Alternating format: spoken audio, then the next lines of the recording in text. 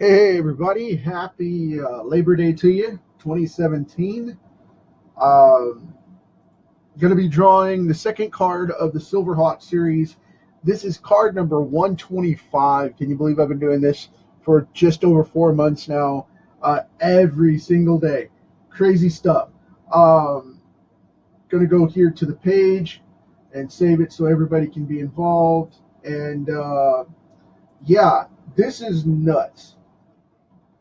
Uh, this one's going to be SteelHeart from the Silverhawks. She is one of the twins. Uh, her brother Steel Will is a was a professional football player turned bouncer and law enforcement officer, and ended up part of the Silverhawks team. Um, he got injured and was looking for something new to do as a specialist, and was a candidate for the Silverhawks program. So if you don't know what the Silverhawks are and you're just joining, they were a 1980s, mid 1980s cartoon from the Filmation line, that the same company that did Thundercats, Tiger Sharks, and He-Man, She-Ra, all those big name cartoon characters from the mid 80s, early and mid 80s. And I tell you, man, this is one of those things that I am really passionate about, is getting really good quality stuff out to you guys, because one of the big things that has been a big problem since about the late 80s, early 90s, about uh, 88, 89, was there was a coalition saying that TV was too violent for kids. And Mr. Rogers, that everybody knows from PBS, was an advocate of that back in the 60s and 70s, and right up until he retired. And he was always about TV being educational and not violent or coarse, and was a big advocate for that. And that's the reason, all these shows had a huge lesson at the end of them. And that was where, they'd come together with the cheesy group review kind of thing. And they'd always come together and say, well, the moral of this story was, and, that kind of thing. Or the knowing is half the battle line from the G.I. Joe Mattel toys and the Transformers, that kind of stuff, where it was always a morality thing. Um, they had a huge, big push on that. Hey, Noel, glad you made it, man. Thanks. Uh, and they always had some kind of big morality thing going on, and it was always some lesson pending with the issue or the episode, depending on the comic. Because to get the rights to the comic books, Marvel and DC both had to do a huge set of guidelines that had to match up with the cartoons and the original toy line to get the rights for the comic books later. And a big one for that was the Centurions were in there as well. If you don't remember those guys, they were guys that lived up on a big satellite called Skyvault, and they would call down the words "power extreme" and end up getting a suit of armor teleported down to them as the activation word, and it would stick to their body armor mech suits, and they would fight, the evils of the time. And it's just crazy, the stuff that we used to watch. Mask used to do that as well. All those 80s cartoons that I grew up with, um, that drove my ambition in comics for the most part. I mean, it wasn't just all, replays of the 60s Superman stuff, and the 70s Super Friends and whatnot that did that. It was a massive push from the cartoon animation industry that really got me into that. And that's a huge influence for me. And I hear that all the time, that other people agree with me on it, and that's where they're coming from, is that old classic, they're old now, but they're 30 years old. Um, those classic cartoons shaped them, and then there are guys that are older than me that tell me all the time that they get that same drive from the 60s Hanna-Barbera stuff. And, you know, a lot of people don't realize that those cartoons were very, very powerful animation. And they were a lot more mature than they had to be because they had to reflect the times, always have a lesson, always have the control, but yet still have the maturity to thrive and keep kids entertained. And it wasn't flash in the pan stuff. I mean, if it was camp, it was gone. I watched many, many cartoons that were pretty decent just vanish because of the fact that they couldn't pull the kids' attention and make them focus on it, or they were too campy, you know. And during the 80s, everybody wanted to be fun and easygoing and whatnot. You know, the Care Bears were out, the Shirt Tails were out, all these competitive cartoons were out that could have easily blown them out of the water, including all of the Disney stuff at the time, because the Disney Saturday mornings were huge at that time. But it just depends on what your tastes were at the time. Mine has always been more a little bit mature than that, and I liked some of the older stuff, and I used to watch some of the teen shows. You know, Dungeons and Dragons was a really big one for that as well. They used to do the at the end morality lesson where they had the actual cast of the cartoon talk to you about the lesson, and they had a psychologist on the bandwagon, which took care of a lot of that stuff, you know, for those cartoons at Filmation and those couple of other studios. Suncoast was run by the guys over at Marvel and used by Mattel and Marvel for their lines. They used to do morality messages as well, and it was just nuts the way they do that stuff. But it is what it is. I mean, that was cartoons of the 80s, man. I mean, everybody wanted to be controlled and, you know, moral about it so that they didn't get into trouble with the FCC at the time, because they had that clause put into place where, you know, it has to be so much education. And comics got to be that way for a while too, where they always had a moral at the end of them, you know, and a lot of people don't see that anymore. And in the 60s comics, they always had something going on where you got some kind of lesson out of the end of it, and it was normally in the editorial box at the end, but it was always there nonetheless. So it cracks me up because it will always work that way. But, you know, and I'm not trying to drive that back. I'm just saying these cartoons were way different. So you got a lot more in depth with them, and you get a lot more attention from them. Yeah, this is one of my favorites. Noel said this is one of his. He always loved the Silverhawks. I have all of these guys on DVD, and it's just freaking phenomenal. I hope that they bring them back. Did a little checking. The same studio that has the Thundercats that did them in the manga reboot. The anime reboot. Manga is comics. Anime is animation. The anime reboot that they just did is the same studio that's working with the Voltron guys on the Netflix reboot.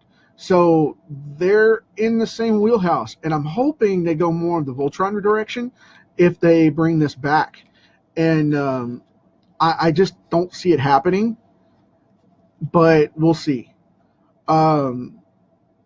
This was all about handicapped heroes. I mean, this is Daredevil all over again, but what it was is these characters were all handicapped in some form or fashion, and the best of their fields and industry, and were injured in some way.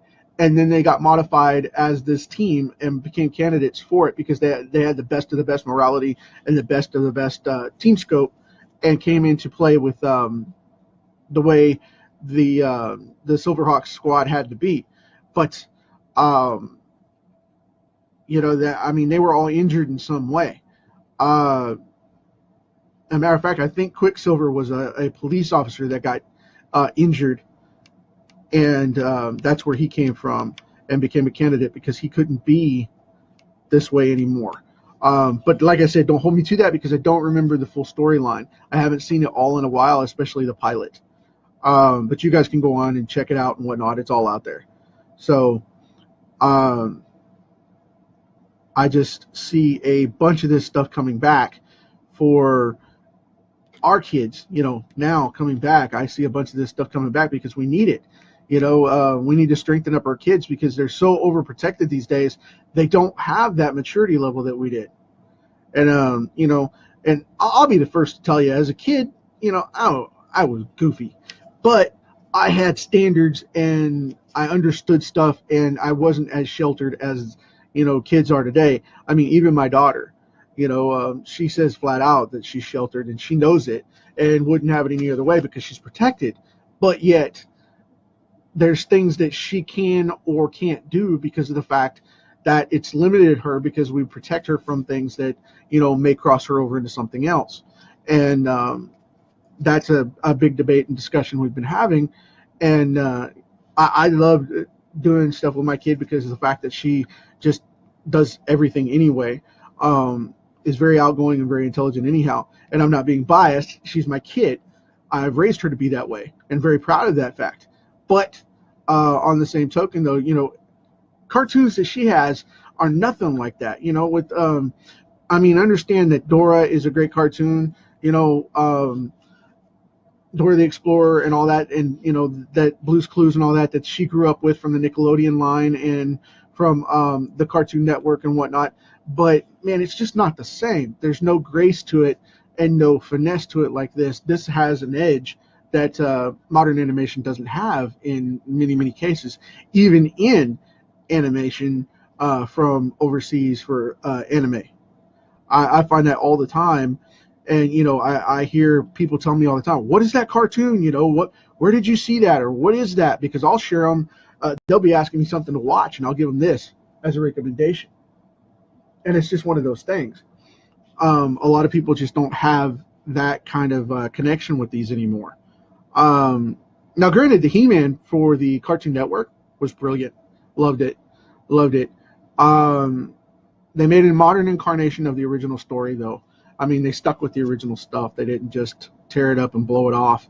Like the Thundercats was totally revamped, and to me was a little ridiculous. They had most of the cast growing up. They had the twist of Tigra being Lion-O's brother, and not being the science mentor that he was, but being his brother in the series. They had Jaga not as their dad, but as the leader of the Thundercats and a godlike figure to them, kind of thing. And it was just weird. Now, don't get me wrong. I'm not bashing the series because it was good for what it was, but it's just not the same as the original. It just doesn't have the same respect for the storyline and the original material, the source that the original series had. So, but anyway, I would say that about any film, be it animation or not. I'm an adult. I would say that about any project that I watched, not just picking on the animation stuff. But yeah, it just didn't do it due diligence, in my opinion. But again, that's my opinion. So don't rant if I offend you, because it's not the point. I'm okay if you like it. That's awesome. I'm glad it resonated with you, and I'm glad you connected with it. But me personally, I just didn't see that clicking the way it did. So, but that's just my 2 cents, though, and I'm okay with that opinion. But as far as this series goes, I'm going to be doing, instead of Iron Will tomorrow, I will be doing Copper Kid first. Just because of the fact that I want to get him out of the way by request. And I have some stuff that I've got to post to, some of the finished cards out of this series. This is day number 125. Can you believe that? I've been doing this for 1/3 of a year now. So, yeah, crazy. I've been looking at getting the cards up and getting Patreon, my Patreon account done, so that I can show the how-to stuff that I wanted to do for you guys. but I'm not sure. Um, I'm not sure exactly how I want to do that just yet, because I hit a snag, because I'm investigating something on the back end of Patreon. And if you're looking at a Patreon account as an artist or creator at all, understand, be sure to release your stuff very carefully, because now a new thing is set up to where there is a loophole and people are scamming Patreon because of the fact that what ends up happening is they go in, they subscribe at a lower level, uh, put in their money one time, and then the next month they'll decline it when it comes back due again, and they'll resubscribe at a lower level and a lower level and a lower level each month, and or every week, or however you put your postings up there, because it charges by the item that you post, by the post, and you accept it and stay on and support it or not. Um, there's been a big scam going on right now to where people are unsubscribing or rejecting the subscription and going back on and resubscribing at a lower donation or a lower support rate, and they're cheating people. And the stuff that I'm going to be putting back there, I really don't want to just get out crazy with it, so I may decide to do something else and put up my subscription service on my website instead. Just letting you guys know, because I get asked about that all the time, and I just wanted to let you know. But anyway, here we are with this is going to be SteelHeart.